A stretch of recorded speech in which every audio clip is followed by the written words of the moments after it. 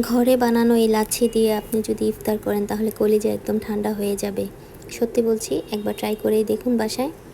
যেহেতু গরম পড়ে গিয়েছে তাই এই লাচ্ছিটা একদম কলিজা ঠান্ডা করে দেবে। সারাদিন রোজা রেখে ক্লান্ত শ্রান্ত শরীরে ঘরে বানানো এই হাতের লাচ্ছি এক গ্লাস আপনার শরীরটা একদম ঠান্ডা করে দেবে। আসসালামু আলাইকুম এভরিওয়ান, সবাই কেমন আছেন? আমি আলহামদুলিল্লাহ ভালো আছি। আজকে অনেক দিন পরে আবার একটা বড় ভিডিও নিয়ে আসলাম। ভিডিও করে রাখি ঠিকই, কিন্তু বড় ভিডিও মেক করতে গেলে অনেক বেশি সমস্যা মনে হয়। সবচাইতে বেশি প্যারা লাগে ভয়েস দিতে গেলে। তাই ভিডিও মেক করে ফেলে রাখি সপ্তাহের পর সপ্তাহ, মাসের পর মাস দেখা যায় আর ভিডিওতে ভয়েস দেওয়ার জন্য আমি আর ভিডিওটা মেক করি না। পরে ভিডিওগুলো ডিলিট করে দিই আর ছোটোখাটো রিলস হিসেবে দিই। তো আমার মতো যারা এরকম করেন তারা অবশ্যই লাইক কমেন্ট করবেন আর আমার সাথে বন্ধু হয়ে যাবেন। তো ঘরে বানানো লাচ্ছিটা আসলে অনেক বেশি মজা হয় বাহিরের কেনাগুলো থেকেও স্বাস্থ্যসম্মত। তো আমি কথা বলতে বলতে এখানে পেঁয়াজও অলরেডি বানিয়ে ফেলেছি। পেঁয়াজও আমি ব্লেন্ডারে ব্লেন্ড করেছি। এখানে মসুর ডাল ও খেসারি একসাথে মিক্স করে নিয়েছিলাম। আমার বর বকা দিচ্ছিল, বলছিল যে আমি এত বেশি মসুর ডাল নিয়ে আসি তোমার জন্য, তারপর তুমি খেসারি কেন এনেছো? তো আমি বললাম বছরে এই কয়েকটা দিনই একটু খাওয়া হয় যেহেতু পেঁয়াজও, তাই একসাথে আর কি। বলতেছে না, তুমি মসুর ডালটা দিয়েই পেঁয়াজও বানাবা। ঘরে লাচ্ছি বানানো একদমই ইজি। দেখেন আমি ব্লেন্ডারে খুব সহজেই বানিয়ে ফেলতেছি। এখানে আমি ফ্রিজে আগে থেকে ডিপ ফ্রিজে রাখা দই ছিল, মিষ্টি দই। মিষ্টি দইটা পরিমাণ মতো নেবেন। আপনার ঘরের পরিবারে যতজন সদস্য তাদের অনুপাতে আপনি এখানে দই নিয়ে নেবেন। তারপর পরিমাণ মতো চিনি দিয়ে দিবেন।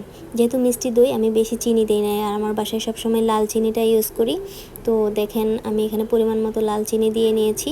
তারপর জাস্ট ব্লেন্ডারে দিয়ে অল্প করে নিয়েছি, পরে পানি অ্যাড করব। তাই কারণ বেশি পানি দিয়ে দিলে আগে মজা হবে না, প্লাস ওই যে একটা ফেনা ফেনা যে একটা ভাব থাকবে ওটা আর পাবেন না আর কি।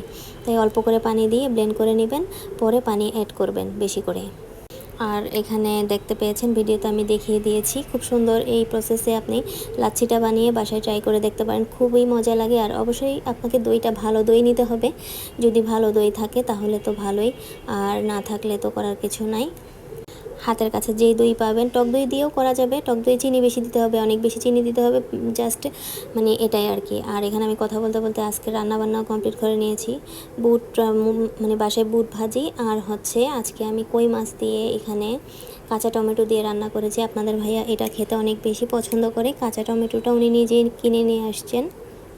তো দেখতে পাচ্ছেন আমি এখানে সরিষার তেলের মধ্যে সব কিছু মশলা টশলা কষিয়ে তারপর এখানে টমেটোগুলো দিয়ে দিয়েছি আগে, আর মাছটা আমি আগেই ভেজে নিয়েছি। আর মাছটা ভেজেছি যে কড়াইটাতে, ওইটা নিয়ে আবার হাসাহাসি করিয়েন না, নেগেটিভ মন্তব্য করিয়েন না প্লিজ।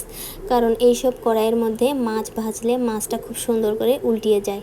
তাই আমি এই কড়াইটা ফেলে দিইনি। বা আমার মতো যারা গৃহিণী আছেন তাদের প্রত্যেকের কাছেই কিন্তু এরকম পোড়া টাইপের কড়াই থাকবে। তো বিশেষ করে দেখা যায় অনেক সময় গৃহিণীরা প্রায় সময় যে আমরা ভিডিও দিই এখানে অনেক বেশি নেগেটিভ কমেন্ট আসে যে কড়াই বা পাতিল চুলা চারপাশ, তো যার যার মেন্টালিটি যেরকম সে সেভাবেই কমেন্ট করে আর কি। তো সে যাই হোক, অপর পাশে আমি আরেকটা পোড়া কড়াইয়ের মধ্যে তেল গরম করে ওইখানে পেঁয়াজ রসুন মরিচ সব কিছু ভাজা ভাজা বাদামি কালার হয়ে আসার পরে এখানে অনেকগুলো লাল লাল টমেটো দিয়ে দিয়েছি। এটা দিয়ে টমেটোর চাটনির মতো করা হবে, একটু ঝালটা বেশি দিব। এখানে কোনো চিনি টিনি ইউজ করব না, জাস্ট ঝাল ঝাল চাটনিটা খাওয়া হবে গরম ভাতের সাথে। খেতে খুবই ভালো লাগে। এটাও আপনাদের ভাইয়ার অনেক বেশি পছন্দের, আর আমি বিশেষ করে আমার পছন্দের চেয়ে ওনার পছন্দকেই দাম দিই। তো কেমন লাগলো জানাবেন। সবাই ভালো থাকবেন। আসসালামু আলাইকুম।